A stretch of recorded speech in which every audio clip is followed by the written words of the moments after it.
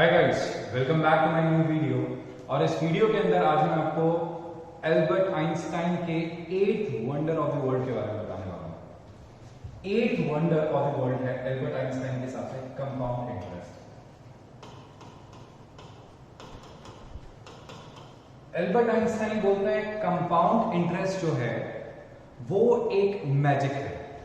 ये compound interest जो है ये एक मैजिक है, और ये एक ऐसा मैजिक है जो किसी भी इंसान को रिच बना सकता है।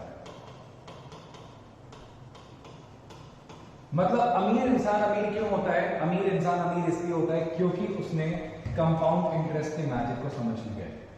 कोई भी इंसान इस दुनिया में अमीर सिर्फ और सिर्फ कंपाउंड इंटरेस्ट की वजह से होता है, ठीक है, और वो किसी और तरीके से अमीर नहीं बन सकता। कोई भी पर्सन इस दुनिया के अंदर, whether you talk about anybody, दुनिया के रिच से रिच पर्सन के बारे में आप बात कर लो, जेफ बेजोस के बारे में आप बात कर लो, ठीक है, किसी के बारे में भी अपन बात कर लेते हैं, वॉरेन बफेट के बारे में बात कर लेते हैं, अंबानीज के बारे में बात कर लेते हैं, किसी के बारे में बात कर ले, वो रिच क्यों है? वो आज रिच और सिर्फ रिच अपने कंपाउंड इंटरेस्ट के मैजिक की वजह से है, अदरवाइज वो कभी अमीर नहीं बन पाते। अब ये कंपाउंड इंटरेस्ट कैसे काम करता है, ठीक है, उसके बारे में एक एग्जांपल समझते हैं। कंपाउंड इंटरेस्ट का मतलब क्या होता है? कंपाउंड इंटरेस्ट दो तरीके के हैं, एक होता है सिंपल इंटरेस्ट, एक होता है कंपाउंड इंटरेस्ट। सिंपल इंटरेस्ट का मतलब होता है कि आपने कहीं पे 1 लाख रुपए इन्वेस्ट करे। सिंपल इंटरेस्ट का मतलब होता है कहीं पे आपने 1 लाख रुपए इन्वेस्ट करे, आपको उस 1 लाख रुपए के ऊपर 12% का इंटरेस्ट मिलता है, तो आपको सालाना इंटरेस्ट कितना मिलेगा? आपको सालाना इंटरेस्ट मिलेगा 12,000 रुपए।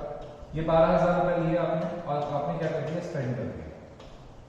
नेक्स्ट ईयर आपको 12,000 रुपए मिले, 12,000 रुपए आपने लिया, आपने स्पेंड कर दिया।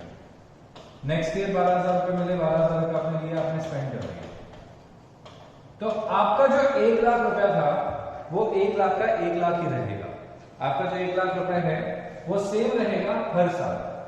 बट कंपाउंड इंटरेस्ट किस तरीके से काम करता है? अगर अपन कंपाउंड इंटरेस्ट के बारे में बात करें, सो कंपाउंड इंटरेस्ट कुछ इस तरीके से काम करता है कि आपने अगर 1 लाख रुपए इन्वेस्ट करे हैं फॉर एग्जाम्पल, और आपको इस पे 12% इंटरेस्ट मिल रहा है, तो अगले साल आपके पास जो पैसा है वो 1,12,000 रुपए हो जाएगा।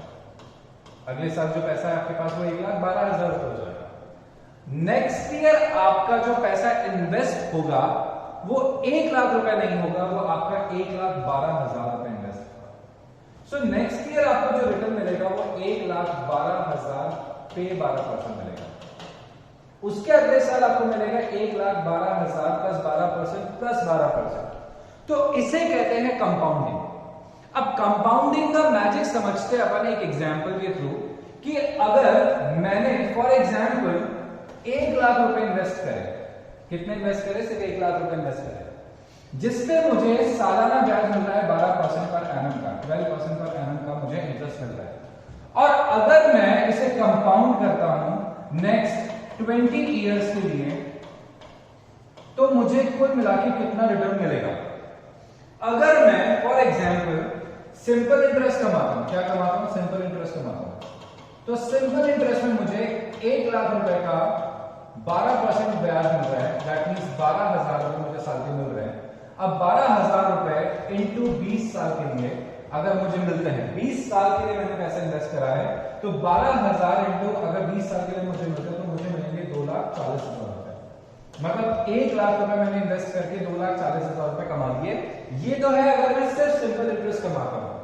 और अगर मैं क्या करता हूं, उसकी कंपाउंडिंग कर देता हूं, क्या कर देता हूं? इसकी कंपाउंडिंग कर देता हूं, तो आप देखिएगा जरा, अगर आप इसकी कंपाउंडिंग कर देते हैं तो आप कितना कमा सकते हैं, इसको जानने की कोशिश करते हैं। मैंने 1 लाख रुपए इन्वेस्ट करा, कितना इन्वेस्ट करा? 1 लाख रुपए इन्वेस्ट करा, उस पर मुझे ब्याज कितना मिल रहा है? पहले साल मुझे ब्याज मिल रहा है, ठीक है, 12% का, तो कितना होता है? ठीक है, 1,12,000। अब नेक्स्ट ईयर के लिए मेरा जो 12,000 रुपए है वो इसी के साथ इन्वेस्टेड रहेगा। 1,12,000 का मेरा फर्दर इन्वेस्टमेंट रहता है, और अब नेक्स्ट ईयर मुझे 12% का इंटरेस्ट मिलता है, तो कितना रहेगा? कितना मिलेगा मुझे? कुल मिला के 1,25,440। अभी आप बोलोगे सर कोई दिक्कत नहीं, 1,25,440 कोई बहुत बड़ी बात नहीं है। अगर मैं नेक्स्ट ईयर किसी को इन्वेस्टेड रखता हूं, 12% इंटरेस्ट मुझे मिल रहा है, तो 12% इंटरेस्ट कितना हो गया? 1,40,000 रुपए मेरे हो चुके हैं। तीसरे साल में, और फिर से मैं कंटिन्यूसली से इन्वेस्ट करता जाता हूं, उस पैसे को भी मैं कंटिन्यूसली इन्वेस्ट कर रहा हूं। कितने साल हो गए? 1 2 3 4, अब देखिएगा जरा, ठीक है, 5 6 7 8 9 10 11 12 13 14 15 16 17 18 19 20। तो 20 साल बाद आपके जहां पे वो सिंपल इंटरेस्ट से 2,40,000 रुपए हो रहे थे, वो कंपाउंड इंटरेस्ट से आपके कुल मिला के कितने पैसे हो चुके हैं? कंपाउंड इंटरेस्ट है वो आपके कुल मिला के आपके सामने है, कुछ भी मैंने अपनी मर्जी से नहीं लिखा है, 9,64,000 रुपीज हो चुके हैं। जहां में आपने सिर्फ कितने पैसे इन्वेस्ट करे हैं? 1 लाख रुपए। आज इंसेप्शन फेज, शुरुआत में आपने 1 लाख इन्वेस्ट करे और आपने उसको इन्वेस्ट करा, 20 साल के लिए इन्वेस्ट करके छोड़ दिया, आपने उसका कुछ भी नहीं करा, वो आपके करीब 9.5 लाख रुपए के आसपास, 9,60,000 रुपए के आसपास कन्वर्ट हो चुके हैं। आपके सामने की बात है, ये चीज आपने खुद में अभी ऑब्जर्व करी, 9,60,000 रुपए आपके हो चुके हैं, और जो कि आपके सिर्फ कितने बन सकते हैं? सिर्फ आपके बनते हैं 2,40,000 रुपए। सिर्फ आपके 2,40,000 रुपए का इंटरेस्ट कमाते हैं, 1 लाख और जोड़ दो तो 3,40,000 रुपए आपके पास होते हैं, और आपने कितना कमाया उससे? आपने कमाया उससे 9,60,000 रुपीज, 9,60,000 रुपए। This is power of compounding. ये तो मैंने एक बहुत ही बेसिक एग्जाम्पल देके आपको समझाया है। एक पावर ऑफ कंपाउंडिंग समझते हैं, कुछ एक एग्जाम्पल लेते हैं। मान लो 3 दोस्त हैं, there are like 3 friends, 3 friends हैं, 3 दोस्त हैं, 3 दोस्तों का नाम है, मान लेते हैं एक का नाम है अर्पित, एक का नाम है मोहन, एक का नाम है मान लो राहुल, ठीक है। 3 दोस्त हैं, अर्पित है, मोहन है और राहुल है। अब इन तीनों ने क्या किया? एग्जाम्पल समझना, तीनों ने क्या किया? तीनों ने वीडियो देखा, वीडियो देखने के बाद इनको फाइनेंशियल एजुकेशन आई, इनको समझ आया कि किस तरीके से एजुकेशन का हम लोग फायदा उठा सकते हैं, किस तरीके से हम लोग इसको इन्वेस्ट कर सकते हैं। तो अर्पित ने क्या किया? अर्पित अभी क्या है? कॉलेज आता है, he is a college going kid, college आता है ये बच्चा, ठीक है। मोहन क्या है? मोहन भी कॉलेज आ रहा है और राहुल भी कॉलेज आ रहा है। ये तीनों ने जैसे ही अपना क्या किया? कॉलेज कंप्लीट करा, तीनों ने जैसे ही अपनी पढ़ाई कंप्लीट करी, पढ़ाई कंप्लीट करने के बाद अर्पित ने क्या किया? अर्पित ने अपना बिजनेस स्टार्ट किया। क्या चालू किया? अपना बिजनेस चालू किया। अर्पित की एज क्या है? अर्पित की एज है, मान लेते हैं अर्पित की एज है 20 इयर्स, 20 साल की उम्र है। 20 इयर्स में अपने इसने बिजनेस चालू कर दिया, ठीक है। वेयरएस मोहन ने अपना जॉब ज्वाइन किया, पढ़ाई करी, आगे की पढ़ाई और कंटिन्यू करी इसने अपनी, ठीक है। और 2-3 साल 4 साल और पढ़ाई करने के बाद इसने अपना जॉब ज्वाइन किया। अच्छे से पढ़ाई करने के बाद इसकी एज हो चुकी है आज 25 इयर्स, और 25 साल की उम्र में जॉब ज्वाइन कर रहा है, ठीक है। राहुल क्या है? राहुल पार्ट टाइम बिजनेस भी करता है, पार्ट टाइम जॉब भी करता है। राहुल की एज हो चुकी है, बिजनेस प्लस जॉब दोनों कर रही है, क्योंकि इसका जॉब जो है वो इतना रिपेरेटिव नहीं है, इतना ज्यादा इनकम नहीं आती इसके पास, तो थोड़ा बहुत साइड में बिजनेस भी कर लेता है, पार्ट टाइम के लिए बिजनेस भी कर लेता है एक्सपेंसेस को रिकवर करने के लिए। इसकी एज हो चुकी है आज 30 इयर्स। और मान लेते हैं कि अब इन्होंने सोचा कि हमें इन्वेस्ट करना चाहिए। क्या करना चाहिए? हमें इन्वेस्ट करना चाहिए। अर्पित ने कब से सोचा इन्वेस्ट करने का? 20 इयर्स की एज से ही सोच लिया कि आज से मुझे क्या कर देना चाहिए? इन्वेस्टमेंट चालू कर देना चाहिए। अर्पित की इनकम कितनी है? सबसे पहले तो इनकम की बात करें। अर्पित की इनकम कितनी है? अर्पित की इनकम में मान लेते हैं कि अर्पित कमाता है 50,000 रुपीज पर मंथ। कितना कमा रहा है? 50,000 रुपीज पर मंथ।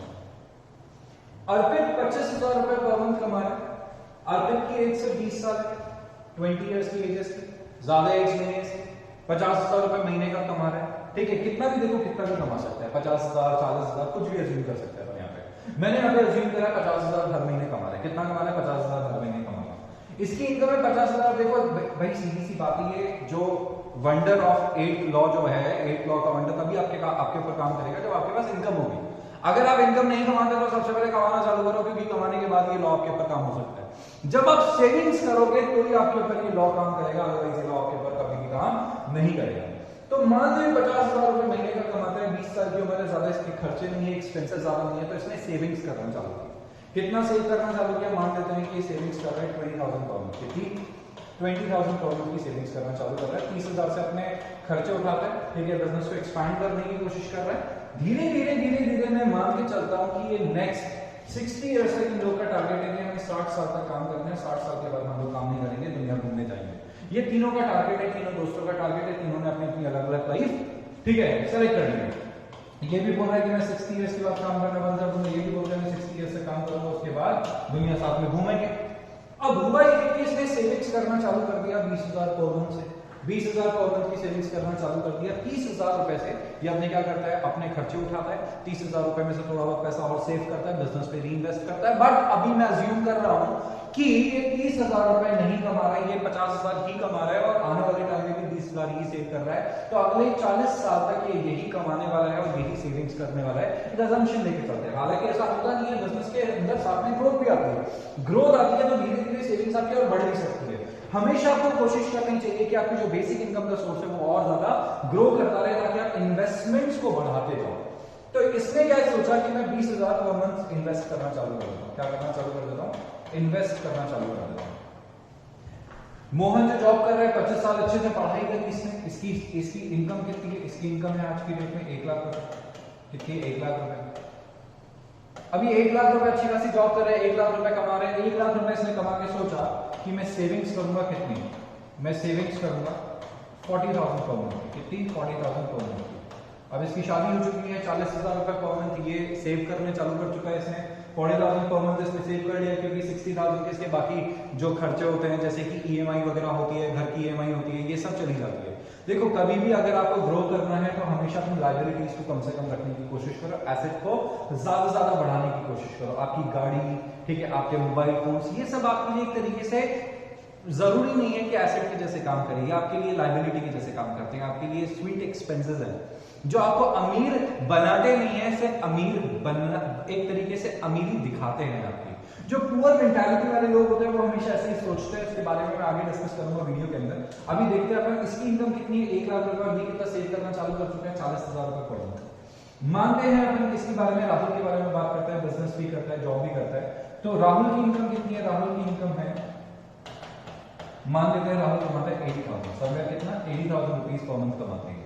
अपने सारे सोर्सेस से 80,000 रुपीज पर मंथ कमाता है। बट राहुल ने डिसाइड करा कि मैं क्या करूंगा, मैं सेव करूंगा, मैं क्या करूंगा, मैं पैसा सेव करूंगा। कितना सेव करना चालू करा राहुल ने, 50,000 पर मंथ राहुल सेव करता। राहुल ने कितना सेव करना चालू करा, 50,000 पर मंथ। तीनों के पैसे आपके सामने हैं। ये सेव करता है 20,000 पर मंथ, ये सेव करता है 40,000 रुपए पर मंथ, ये सेव करता है 50,000 रुपए पर मंथ। बट इसकी जो सेविंग्स है वो कितने साल तक चलेगी, 40 साल तक चलेगी। यानी कि कुल मिला के कितना सेव करने वाला है, ठीक है, 20,000 पर मंथ के हिसाब से 40 साल के लिए 12 से मल्टीप्लाई करेंगे तो कितना होता है, ये होता है आपका कुल मिला के 8 लाख इंटू 12, 9,60,000 नहीं, 20,000 इंटू करके देख लेते हैं एक बार से, 20,000 इंटू 12 इंटू 40, 20,000 इंटू 12 इंटू 40, सही सोचा था, 9,60,000 होता है। 20,000 इंटू 12 हर महीने कर रहा है 40 साल के लिए 9,60,000। तो एक तरीके से देखा जाए तो इसने कितना पैसा इन्वेस्ट करा, इसने कितना पैसा, ठीक है, इसका कितना पैसा हो गया, 9,60,000 रुपए, इसने 9,60,000 रुपए इसने एक तरीके से सेव कर लिया, ठीक है, 9,60,000 रुपए इसने सेव कर लिया।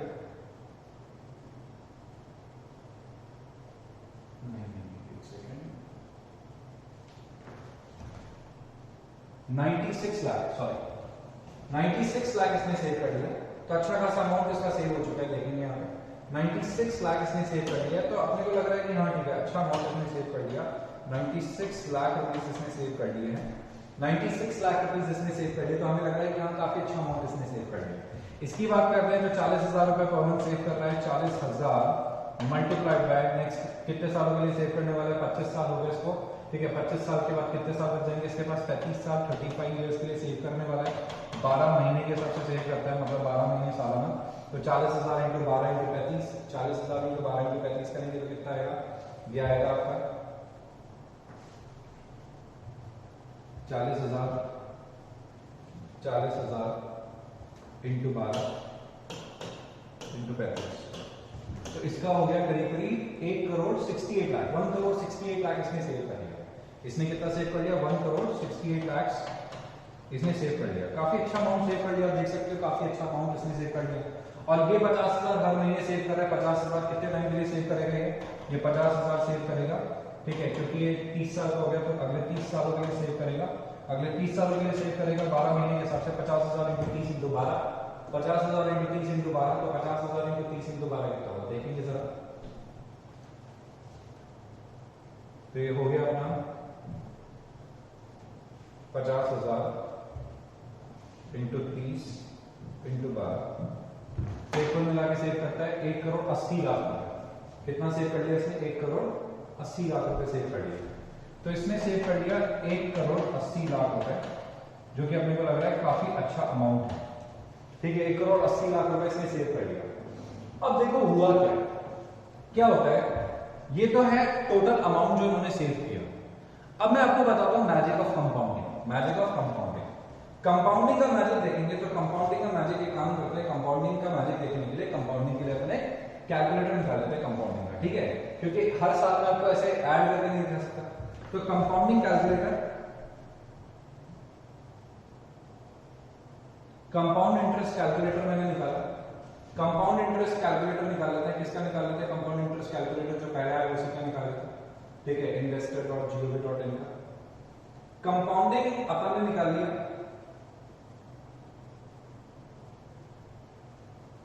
अब अपन क्या करते हैं इसमें, एक काम करते हैं, इनिशियल इन्वेस्टमेंट कितना करना चाहते हैं,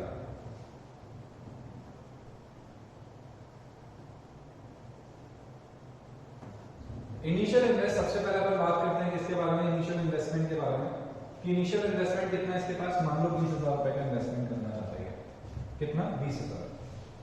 मंथली कितना करना चाहता है, मंथली करना चाहता है 20,000, 20,000 हर महीने कंट्रीब्यूट करना चाहता है। Length of the time in years कितना है, कितने सालों के लिए इन्वेस्ट करना चाहता है, 40 सालों के लिए इन्वेस्ट करना चाहता है।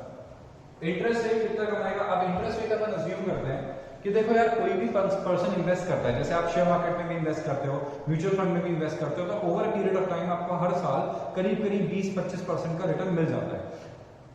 अच्छे स्टॉक्स में अगर आप इन्वेस्ट करते हो तो 15 से 20% का तो रिटर्न आपको मिलता ही मिलता है। अगर आप कहीं और इन्वेस्ट कर देते हो, किसी को ब्याज पे पैसा दे देते हो, तो भी आपको 12 से 13%, 14%, 15% का रिटर्न आपको मिल ही जाता है। तो अपन अज्यूम करते हैं कि एस्टिमेटेड इंटरेस्ट रेट है 15% पर एनम, ठीक है, 15% पर एनम। अपन आप इसके हिसाब से कैलकुलेट करके देखते हैं। सो कैलकुलेट करते हैं तो कितना आता है देखेंगे जरा।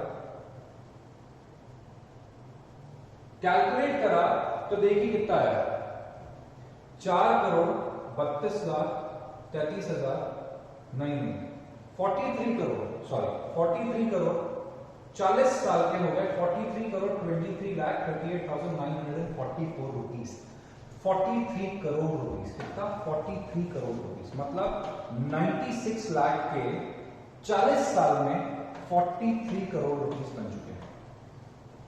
देखा आपने magic of compounding, 43 crore rupees बन चुके हैं जिस बंदे ने 40 साल तक लगातार इन्वेस्ट किया। कितना इन्वेस्ट किया, 40 साल तक लगातार इन्वेस्ट किया, 20,000 रुपए पर मंथ, जिसमें तो इसका मैंने इन्वेस्टमेंट इंक्रीज करके नहीं बताया, क्योंकि ये बिजनेस के अंदर जो भी करता है, बिजनेस जो भी काम करता है, ठीक है, धीरे धीरे आप बिजनेस को ग्रो करोगे, उसकी इनकम बढ़ने लगेगी, हो सकता है इसका इन्वेस्टमेंट साइज और बढ़ने लग जाए, हो सकता है वो 1 लाख रुपए इन्वेस्ट करने लग जाए, हो सकता है 50,000 इन्वेस्ट कर रहे हैं, बट मैंने अभी तक अजम्पशन लिया नहीं है।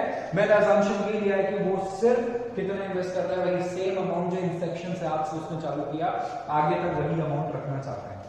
अब जरा बात करते हैं मोहन के बारे में। तो मोहन का इन्वेस्टमेंट कितना है, मोहन का इन्वेस्टमेंट है 35 साल के लिए, 35 इयर्स के लिए इसका इन्वेस्टमेंट है, मोहन का इन्वेस्टमेंट देखते हैं एक बार, ठीक है। कंपाउंड इंटरेस्ट कैलकुलेटर चालू करके देखते हैं, इसी को यूज कर लेते हैं, ठीक है। investor.gov, ठीक है। अब बात करते हैं इनिशियल इन्वेस्टमेंट, मोहन की बात करते हैं। मोहन के पास आज कुछ पैसा है, आंसर है नहीं, मोहन के पास आज कुछ पैसा नहीं है, बस मोहन आज से ही सेव करना चालू कर रहा है, ठीक है। मंथली कॉन्ट्रीब्यूशन भी इसका कितना है, मंथली कॉन्ट्रीब्यूशन भी इसका 40,000 रुपीज ही है। Length of time in years, कितने सालों के लिए इन्वेस्ट कर रहा है, 35 ईयर्स के लिए इन्वेस्ट कर रहा है। एस्टिमेटेड इंटरेस्ट रेट क्या है, मोहन कितना कमा रहा है, अब इसको मिला था 15% इंटरेस्ट, मोहन कमा रहा है मान लो, ठीक है, 18% इंटरेस्ट, 18% इंटरेस्ट कमा रहा है मोहन। अब 18% इंटरेस्ट है और एनुअली कंपाउंड हो रहा है, तो कैलकुलेट करके देखते हैं, तो कैलकुलेट करेंगे तो ये आ रहा है कितना, 88 करोड़ 51,12,665, 88 करोड़ रुपीस। कितना आ गया, 88 करोड़ रुपीस, 88 करोड़ रुपीस, ठीक है। इस पे रिटर्न कितना है, 15% एनुअल पर एनम। इस पे रिटर्न कितना है, 18% पर एनम। मतलब आप देख रहे हो क्या हो रहा है, इसने 40,000 इन्वेस्ट करे, सिर्फ 35 साल के लिए इन्वेस्ट करे, 35 साल, इसमें 40 साल के लिए इन्वेस्ट करे, 43 करोड़ उसको मिले, इसने 35 साल के लिए इन्वेस्ट करे, अमाउंट बढ़ा दिया, टाइम कम है तो भी इसको कितने मिल गए, 88 करोड़ रुपीस मिल गए। और इसने इन्वेस्ट किया है 30 साल के लिए, अमाउंट कितना है, 50,000 है, अमाउंट इसका 50,000 है, तो देखना जरा कंपाउंड इंटरेस्ट कैलकुलेटर चालू करते हैं, ठीक है। सेम वही चालू करते हैं, 50,000 इंटू 30 इंटू 12 कितना आएगा, इनिशियल इन्वेस्टमेंट कितना है इसका, 50,000 रुपए, 50,000 इसने इन्वेस्ट किया, मंथली कॉन्ट्रीब्यूशन भी इसका 50,000 रुपीज है। Length of time in years कितना है, कितने साल के लिए कर रहा है, 30 ईयर्स के लिए इन्वेस्ट कर रहा है। सिंपल इंटरेस्ट रेट मान लेते हैं, इसको भी कितना मिल रहा है, इसको 16% रिटर्न मिल रहा है, 16% रिटर्न मिल रहा है, ठीक है। एनुअली कंपाउंड हो रहा है, कैलकुलेट करके देखते हैं कितना आ रहा है, 32 करोड़ 24,79,532, 32 करोड़, ठीक है, 24 लाख रुपए। तो इसको कितना मिला, इसको मिला 32 करोड़ रुपए। तो आपने देखा कि अल्टीमेटली हो क्या रहा है, इन्वेस्टमेंट साइज तो ज्यादा है इसका, बट इसके साल कितने, इसके साल है 30, और इसके साल कितने, इसके साल है 35। 35 साल होने की वजह से और इंटरेस्ट रेट 2% ज्यादा होने की वजह से कितना बड़ा फर्क आ रखा है, कितना ज्यादा फर्क आ रखा है। इन कंपाउंडिंग जो है वो जो काम करती है, वो काम करती है टाइम के हिसाब से, किसके हिसाब से, टाइम के हिसाब से। अब छोटा सा एग्जांपल लेते हैं, ज्यादा नहीं, आप हर महीने 5,000 इन्वेस्ट करो। देखो 5,000 हर महीने इन्वेस्ट करना किसी के लिए बहुत बड़ी बात नहीं है। एक बार आपको इन्वेस्टमेंट की आदत पड़ जाएगी तो आप धीरे धीरे इन्वेस्टमेंट साइज को बढ़ाते जाओगे, इनकम को इंक्रीज करने की कोशिश करो। आज आपकी इनकम 20,000 रुपए है, 5,000 रुपए सेव कर रहे हो, 10,000 रुपए सेव कर रहे हो, कल आपकी इनकम जब 30,000 हो जाएगी, 40,000 हो जाएगी, ग्रेट लीप लाने की कोशिश करो अपनी इनकम के अंदर। जैसे जैसे आपकी इनकम बढ़ती जाएगी तो इनकम बढ़ते बढ़ते आपको सेविंग्स पे फोकस करना है। आप 5,000 हर महीने, एक बंदा है पर्सन 1, पर्सन 2 और पर्सन 3, 3 लोग की बात करता हूं, ठीक है। सेम अमाउंट लेके आपको एक एग्जांपल और डिटेल में और बेटर तरीके से समझाता हूं कि एक बंदा 5,000 रुपए पर मंथ इन्वेस्ट करता है, कितने सालों के लिए, 20 सालों के लिए, 20 इयर्स के लिए इन्वेस्ट कर रहा है। रिटर्न कितना है, रिटर्न उसका 20% पर आना है, ठीक है। दूसरा पर्सन वही 5,000 रुपए पर मंथ इन्वेस्ट कर रहा है, कितने टाइम के लिए, 30 इयर्स के लिए, और उसका भी रिटर्न कितना है, 20% पर आना है। और तीसरा भी पर्सन है, वो भी 5,000 रुपए पर मंथ ही इन्वेस्ट कर रहा है, 30 साल के लिए, 40 साल के लिए। इस बार ड्यूरेशन कितना हो गया इसका, 40 इयर्स हो गया, ठीक है। और उसका रिटर्न कितना, उसका रिटर्न है 20% पर आना। ये एग्जांपल मैंने तीनों का सेम किया है ताकि आप डायरेक्ट कंपैरिजन समझ सकें इसका, कि कंपाउंडिंग किस तरीके से वंडर कर जाता है लाइफ में। कंपाउंड इंटरेस्ट कैलकुलेटर लगाया, वही सेम कंपाउंड इंटरेस्ट कैलकुलेटर जो सबसे पहले आया, ठीक है। 5,000 इन्वेस्ट कर रहे हैं 20 साल के लिए, 30 साल के लिए और 40 साल के लिए, ठीक है। 3 सिचुएशन है अपने सामने। इनिशियल इन्वेस्टमेंट कितना है अपने पास, सिर्फ 5,000, सिर्फ 5,000 इन्वेस्ट करना है अपने को, ठीक है। मंथली कंट्रीब्यूशन कितना जाएगा, 5,000, सिर्फ 5,000 इन्वेस्ट कर रहे हैं। लेंथ ऑफ टाइम कितना है, पहले केस में 20 इयर्स है। एस्टिमेटेड इंटरेस्ट कितना है, 20% कमा रहा है, ठीक है। कैलकुलेट करके देखते हैं, तो कैलकुलेट करके देखा तो कितने हो गए, 1,13,92,000, कितना, 1,13,92,000, तो 1,14,00,000 रुपए मान लेता हूं। कितना मान लेता हूं, 1,14,00,000 रुपए। पहले वाले का कितना है, 1,14,00,000 रुपए, दूसरा क्या है, लेंथ ऑफ टाइम कितना है, लेंथ ऑफ टाइम कर देते हैं, लेंथ ऑफ टाइम कर देते हैं। सेकंड सिचुएशन में लेंथ ऑफ टाइम, ठीक है, 30 इयर्स कर देते हैं। 30 इयर्स के केस में क्या होगा, 30 इयर्स के केस में बाकी सब कुछ सेम है, ठीक है, कैलकुलेट करना। 1 करोड़ 14 लाख थे, कितने हो गए, 7 करोड़ 20 लाख। कितने हो गए, 7 करोड़ 20 लाख। कितने थे इसके, 1 करोड़ 14 लाख रुपए, ठीक है, मतलब 7 करोड़ 20 लाख, 7.20 करोड़। और तीसरे केस में अपन बात करते हैं सेम सिचुएशन के अंदर। तो सेम सिचुएशन में तीसरे केस में मैं बात करता हूं, कंपाउंड इंटरेस्ट कैलकुलेटर चलाते हैं, ठीक है। अमाउंट इनिशियल इन्वेस्टमेंट कितना है, इनिशियल इन्वेस्टमेंट है 5,000 रुपए। मंथली कॉन्ट्रीब्यूशन भी कितना है, 5,000 रुपए। लेंथ ऑफ टाइम कितना है, 40 इयर्स है सर, 40 इयर्स है length of time. Estimated interest rate कितना है, 20% एनुअली मेरे को कंपाउंडिंग हो रही है।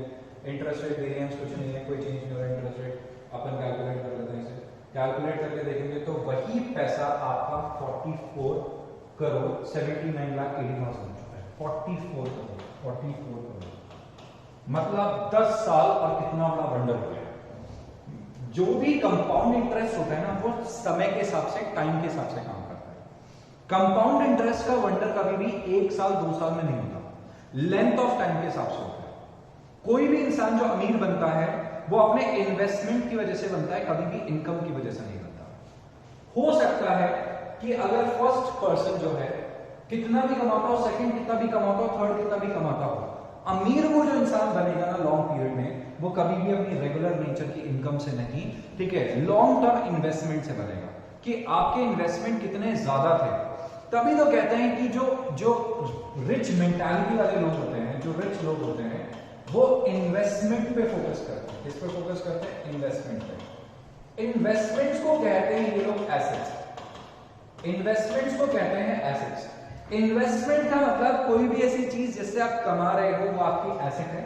और पुअर मेंटालिटी वाले जो लोग होते हैं वो अपने गैजेट्स को, अपनी छोटी मोटी चीजों को, जो उनको पता नहीं है कि असल में वो उनके लिए लायबिलिटी है, वो अपनी लायबिलिटी को अपनी एसेट्स मानते हैं और जिंदगी भर इसलिए गरीब रह जाते हैं क्योंकि वो अपनी लायबिलिटीज को अपनी, ठीक है, एसेट्स मान लेते हैं। अमीर मेंटालिटी वाला इंसान बोलता है कि आज मैं, हो सकता है कि आज मैं कार लेने गया जो कि 20 लाख रुपए की, कितने की, 20 लाख रुपए की कार मैंने 20 लाख की नहीं खरीदी, कार मैंने क्या करा, 5 लाख की खरीदी। कितने की खरीदी, 5 लाख रुपए की गाड़ी खरीदी। और मेरे पास जो 15 लाख रुपए थे, जो 15 लाख रुपए बचे, उसे मैंने क्या कर दिया, उसे मैंने इन्वेस्ट कर दिया। क्या कर दिया, इन्वेस्ट कर दिया। उसे मैंने इन्वेस्ट कर दिया, 15 लाख रुपए को मैंने क्या कर दिया, इन्वेस्ट कर दिया। 15 लाख रुपए को मैंने इन्वेस्ट करा कुछ सालों के लिए। कितने सालों के लिए, मान लो 20% इंटरेस्ट पर आना मुझे मिल रहा है, और मैंने इसे क्या करा, मैंने इस पैसे को इन्वेस्ट कर दिया कुछ सालों के लिए। 4 से 5 साल कंपाउंड इंटरेस्ट लगा के आपको पता लगेगा कि इस 15 लाख के ऊपर आपने 15 लाख रुपए कमा लिए हैं, एडिशनल 15 लाख रुपीज आपने कमा लिए हैं। 5 लाख की जो गाड़ी थी वो आपने 2 लाख रुपए में बेच दी। 15 लाख रुपए आप ऑलरेडी इन्वेस्टमेंट पे कमा चुके हो, 17 लाख की आप नई गाड़ी खरीद के गए, आपने गाड़ी खरीद ली और 15 लाख आपके पास बच भी गए। तो इस तरीके की मेंटालिटी होती है अमीर इंसान की कि वो पैसे से पैसा कमाना जानता है। पैसे से पैसा कमाओ, जो एक्स्ट्रा इंटरेस्ट आया उससे आप क्या कर सकते हो, अपने खर्चों को मीट आउट कर सकते हो, बट कभी भी अपनी कैपिटल को और अपने बेस अमाउंट को खत्म नहीं करना चाहिए।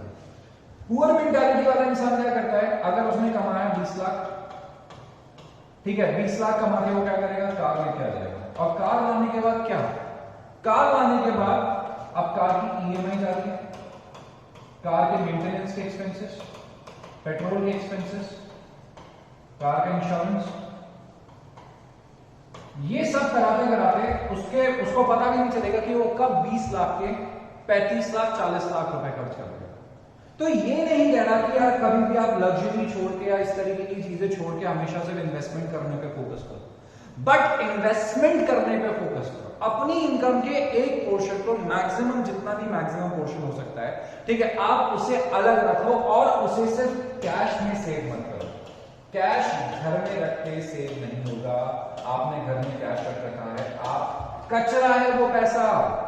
अगर मेरे घर में मैंने 1 लाख रुपए रख रखे हैं घर के अंदर, कहां पे? घर के अंदर, और 5 साल तक अगर मैंने उस पैसे को कुछ भी नहीं करा, तो वो 1 लाख रुपए की जो वर्थ है, वो 1 लाख रुपए की वर्थ सिर्फ 60,000 रुपए रह जाएगी।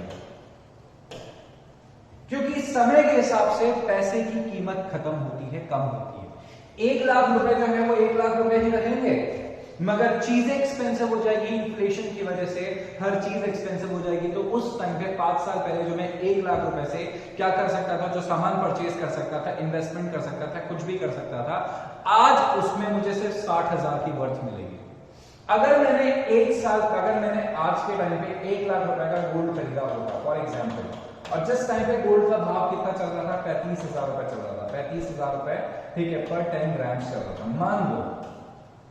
और अगर 5 साल के बाद में देखता तो वो गोल्ड का प्राइस कितना हो चुका था, 35,000 से वो गोल्ड का प्राइस हो चुका था करीब करीब 55,000 रुपीज। तो मुझे कितना रिटर्न मिलता है? मुझे रिटर्न मिलता है यहाँ पे करीब करीब 20,000 पर ग्राम का, पर ग्राम का मुझे रिटर्न मिलता है यहाँ पे मुझे। और इंस्टेड ऑफ डूइंग दिस, मैंने क्या किया, मैंने उस पैसे को, 1 लाख रुपए को एज इट इज अपने पास कैश रखा। अब उस 1 लाख रुपए से जाके गोल्ड खरीदने जाओगे तो आपको गोल्ड कम मिलेगा क्या? आपको पूरा उतना गोल्ड मिल जाएगा? इसे कहते हैं टाइम वैल्यू ऑफ मनी। क्या कहते हैं इसे? Time value of money. Time value of money का मतलब होता है कि पैसा जो है उसकी वैल्यू धीरे धीरे डेप्रिशिएट होती है। क्या होती है? उसकी वैल्यू धीरे धीरे डेप्रिशिएट होती है, मतलब धीरे धीरे उसकी कीमत अपने आप, जो परचेजिंग पावर है उसकी, वो कम हो जाएगी। 1 लाख रुपए का 1 लाख रुपए ही रहेगा, बट उसकी परचेजिंग पावर कम हो जाएगी। इसके लिए हमें क्या करना जरूरी है? इन्वेस्टमेंट करना जरूरी है। क्या करना जरूरी है? इन्वेस्टमेंट करना जरूरी है। जैसे आज एक एग्जांपल लेते हैं, आप अपना पैसा कैसे ग्रो करोगे? कोई भी रिच मेंटालिटी वाला पर्सन जो होता है, वो हमेशा चाहता है कि उसका जो रिटर्न हो वो हमेशा मैक्सिमम हो। वो अपने रिटर्न्स को हमेशा इंक्रीज करना चाहता है, बिजनेस के हमेशा रिटर्न्स को इंक्रीज करना चाहता है। तो कोई भी रिच मेंटालिटी वाला जो पर्सन होता है, वो 2 तरीके से काम करता है। पहला क्या करता है? अपने बिजनेस का बेस तैयार करता है, बिजनेस के बेस को स्ट्रॉन्ग करता है, और साथ में इन्वेस्टमेंट करता है। जैसे आज आया कोविड का पीरियड, कोविड में हो सकता है कि बिजनेस आपका बंद हो जाए, बट आपके इन्वेस्टमेंट क्या है? ऑनगोइंग रहेंगे। क्या रहेंगे? ऑनगोइंग। मतलब ये आपको हमेशा कमा के देते रहेंगे। इसका एक एग्जांपल दिखाता हूं, एक वंडरफुल एग्जांपल दिखाता हूं आप लोगों को इस चीज का।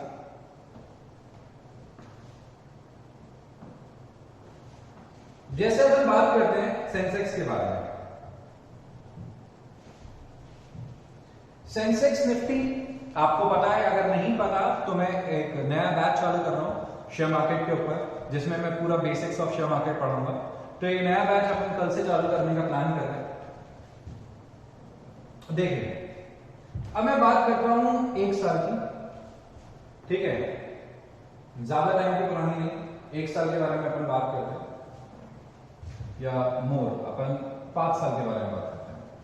Let's just talk about 5 years या मैक्स। देखो, ये आपके सामने क्या है? बीएसई सेंसेक्स है। अब जरा बीएसई सेंसेक्स को थोड़ा सा देखते हैं, ऑब्जर्व करते हैं। तो इसको ऑब्जर्व करके देखा मैंने ढंग से एक बार। 1990 के आसपास ये चालू हुआ था, ठीक है, उससे पहले तक तो छोड़ो कुछ भी था। 1990 के बाद देखना, ये यहां पे 2005 में सेंसेक्स कितना था? 6,400, जिसका बढ़ते बढ़ते बढ़ते बढ़ते 2000, ठीक है, 8 में कितना हुआ था? 2008 में हुआ था करीब है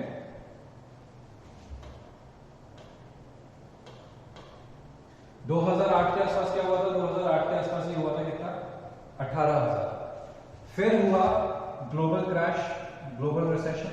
ग्लोबल रिसेशन आया था 1 साल के लिए, 1 साल के लिए ग्लोबल रिसेशन आया था, जिसमें यूएस के 2 सबसे बड़े बैंक थे, लेमन ब्रदर्स, यूएस का बहुत बड़ा बैंक था, जैसे इंडिया का आईसीआईसीआई बैंक है, तो वो डूब गया था रातों रात, वो बैंक डूब गया था, ठीक है। उसकी वजह से ग्लोबल रिसेशन आया था। जो 18,000 का मार्केट था, ठीक है, वो कितना हो गया? 19,000 का मार्केट कितना हो गया? ठीक है, करीब करीब 8-9,000 के आसपास आ गया था वापस से। फिर ये मार्केट में फिर से ग्रोथ दिखाई, ग्रोथ दिखाते दिखाते चलो आप वापस से 5 साल की तरफ चलते अपने, ठीक है, और ग्रोथ दिखाते दिखाते कोविड आया। अभी मानते हैं कोविड कब आया था? जब कोविड आया था तो मार्केट कितना हो गया था 3 अप्रैल 2020 के आसपास की बात है। 3 अप्रैल 2020 आपके सामने, आपको पता है कि कोविड कब से चालू हुआ था? कोविड ये फरवरी मार्च में ही चालू हुआ था, ठीक है। उसके बाद सरकार ने क्या करा, लॉकडाउन लगाया था 22 मार्च को। 22 मार्च के बाद आप सिचुएशन देख सकते हो कि 3 अप्रैल 2020 को शेयर मार्केट कितना रह गया था? 27,590 रुपए। 27,590 रुपए का मार्केट आपके सामने है। 27,590 का जो मार्केट है वो आज की डेट में कितना जा चुका है? 50,651। यानी कि कितना टाइम, ठीक है, अप्रैल 2020 से आज का समय अगर आप काउंट करके देखो तो कितना होता है? ये होता है जस्ट 1 ईयर, और जस्ट 1 ईयर में आपका क्या हो गया? Money double. एक साल के अंदर अंदर आपका क्या हो गया? पैसा डबल हो गया। ये है आपके इन्वेस्टमेंट की पावर। तो अमीर आदमी क्या करता है? रिच मेंटालिटी वाला इंसान क्या करता है? रिच मेंटालिटी वाला इंसान हमेशा अपने बिजनेस के बेस को स्ट्रॉन्ग करता रहता है, ताकि वो हर सिचुएशन में काम करता रहे। फिर भी अगर मान लो कोविड जैसी सिचुएशन आ जाती है जहां पे उसका बिजनेस काम नहीं कर पा रहा, तो आपको अमीर बनाने के लिए आपके इन्वेस्टमेंट्स काम करेंगे। मैं ये नहीं कह रहा कि आप हमेशा शेयर मार्केट में इन्वेस्ट करो, आप शेयर मार्केट में इन्वेस्ट कर सकते हो, ठीक है। आप चाहो तो म्यूचुअल फंड्स में लेके इन्वेस्टमेंट कर सकते हो। आप चाहो तो देखो इंटरेस्ट पे पैसा दे सकते हो, ठीक है, इंटरेस्ट पे आप पैसा दे सकते हो, ठीक है। आप चाहो तो जैसे आप गोल्ड वगैरह में इन्वेस्ट कर सकते हो, आप चाहो तो रियल एस्टेट में इन्वेस्ट कर सकते हो। रियल एस्टेट मतलब प्रॉपर्टी, जमीन वगैरह खरीदना, ठीक है। इन सब में आप, इन सब अलग अलग जगह पे बहुत सारे सोर्सेज आपके इन्वेस्टमेंट करने के, आप अलग अलग जगह पे इन्वेस्टमेंट कर सकते हो, और आप अपने इन्वेस्टमेंट की वजह से आप कहीं गुना ज्यादा कमा सकते हो जो आपका बिजनेस आपको कमा के देगा। मगर ऐसा नहीं कि आप बिजनेस नहीं करोगे, बिजनेस तो देखो करना पड़ेगा। बिजनेस तो बेसिक नेसेसिटी है, बिजनेस करना, जॉब करना, ये तो बेसिक नेसेसिटी है। अगर ये नहीं करोगे तो उसके बिना आप इन्वेस्टमेंट को कभी भी सपोर्ट नहीं कर सकते। बट अगर आप रिच बनना चाहते हो तो रिच बनने के लिए इन्वेस्टमेंट करना बहुत ज्यादा जरूरी है। इन्वेस्टमेंट, और वो भी कौन से? कंपाउंड इंटरेस्ट कमाना। अगर आप इन्वेस्टमेंट करते हो तो आपका बिजनेस आपको फ्यूचर में क्या करेगा? आपको फ्यूचर में पैसा ला के देगा, फ्यूचर में आपको क्या करेगा? आपको स्ट्रॉन्ग बनाएगा, आपके फंडामेंटल्स को स्ट्रॉन्ग बनाएगा। नहीं तो हो सकता है कि कोई इंसान आज 10 लाख रुपए महीने में कमा रहा हो सकता है 10 लाख रुपीस पर मंथ की अर्निंग्स कर रहा हो, और अर्निंग्स करते करते करते करते वो पैसा इतना ज्यादा स्पेंड कर दे, सिर्फ खर्चे बढ़ाए, लाइबिलिटीज बढ़ाए, लाइबिलिटीज बढ़ाए, लाइबिलिटीज बढ़ाए, और एक दिन ऐसा है कि वो इन्वेस्टमेंट ना करे, सेव ना करे, तो ये पैसा भी उसका क्या हो जाएगा? जीरो हो जाएगा। ये पैसा भी उसका क्या हो जाएगा? जीरो हो जाएगा। मैं आपको एक कहानी बताता हूँ छोटी सी इसके लिए। एक कोई पर्सन था, उसकी कोई करोड़ों की लॉटरी लगी। करोड़ों की लॉटरी मतलब बहुत करोड़ों की लॉटरी लगी। मान लो उसकी कोई 50 करोड़ रुपीस की लॉटरी लगी, 50 करोड़ की लॉटरी लगी। उस पर्सन ने क्या किया, जैसे उसके पास पैसा आया, वो गरीब आदमी था, बहुत गरीब आदमी था, ठीक है। उसकी लॉटरी लग गई, 50 करोड़ आ गया। उसने क्या किया? पैसों को उड़ा दिया, अय्याशियों में उड़ा दिया उसने खूब। उसने क्या करा? एक बड़ी बड़ी गाड़ियां ले ली उसने, ठीक है। उसने क्या किया? रोज ड्रिंक करने जाता, रोज क्लबिंग के लिए जाता, रोज पैसा उड़ाता, पैसा खर्च करता। अल्टीमेटली 2 साल के अंदर अंदर उसने 50 करोड़ रुपए खर्च कर दिए, और फिर से वो क्या हो गया? फिर से वो अपने बेसिक नौकरी पे आ गया। न्यूज़पेपर उसको बांटने का काम था, फिर से वो 5,000 रुपए महीने की इनकम पे आ गया। आप सोचो, इमेजिन करो, एक बंदा जो 50 करोड़ रुपए जिसके पास आए, उसने पैसे की वैल्यू नहीं करी, इन्वेस्टमेंट की वैल्यू नहीं करी, बिजनेस नहीं करा, पैसे को ग्रो करने का नहीं सोचा, और पैसे को खत्म कर दिया। तो ये बहुत इंपॉर्टेंट फैक्ट है। रिच बनने के लिए पैसे को इन्वेस्ट करना जरूरी है। रिच अगर आप बनना चाहते हो तो पैसे को इन्वेस्ट करना पड़ेगा कंपाउंड इंटरेस्ट से, ठीक है। अदरवाइज आप हमेशा पुअर के पुअर रह जाओगे। एक मिडिल क्लास मेंटालिटी से बाहर निकलने के लिए बहुत जरूरी है ये चीज। ये जो चीज मैंने आज आपको बताई है, बहुत रिसर्च के बाद पता लगी है। ये मैंने खुद ने आजमा के देखी है मेरी लाइफ में, और खुद ने अपने पैसे को बढ़ाने की कोशिश करी है। कोविड ड्यूरेशन के अंदर भी मैं अपने आप को स्टेबल रख पा रहा हूँ। क्यों रख पा रहा हूँ? क्योंकि मैंने इन्वेस्टमेंट्स अच्छी जगह करना चालू कर दिया है। इन्वेस्टमेंट्स करना बहुत जरूरी है लाइफ में, और जैसे जैसे आपकी इनकम बढ़ती जाए, इन्वेस्टमेंट बढ़ाते जाओ। मैंने इन्वेस्टमेंट करना चालू करा था म्यूचुअल फंड्स के अंदर सिर्फ 2,000 रुपए महीने से। 2,000 इन्वेस्ट करे, फिर जैसे जैसे मेरी इनकम बढ़ती गई, मैंने इन्वेस्टमेंट हमेशा ऑनगोइंग रखे, हमेशा बढ़ाने की कोशिश करी है। इन्वेस्टमेंट कभी भी रोकने की कोशिश नहीं करनी चाहिए, ठीक है। तो उसकी वजह से काफी ज्यादा स्टेबिलिटी और आपके फंडामेंटल्स और आपकी पोजीशन काफी ज्यादा स्ट्रांग हो जाती है। तो कोविड जैसी सिचुएशन में भी आप अपने आप को सस्टेन कर सकते हो। This should be the rich mentality. इस तरीके से आप अमीर बन सकते हो और बहुत वंडर्स कर सकते हो लाइफ में। चलिए आज का ये सेशन यहीं पे ओवर करते हैं। इस तरीके के और भी मैं वीडियोस आपके लिए लाता रहूंगा। If you like my video please subscribe to my channel, ठीक है, प्रेस द बेल आइकन, ठीक है, ताकि आपको इस तरीके के जो वीडियोस आते रहेंगे उसके नोटिफिकेशंस आपको मिलते रहेंगे। Thank you so much, good night.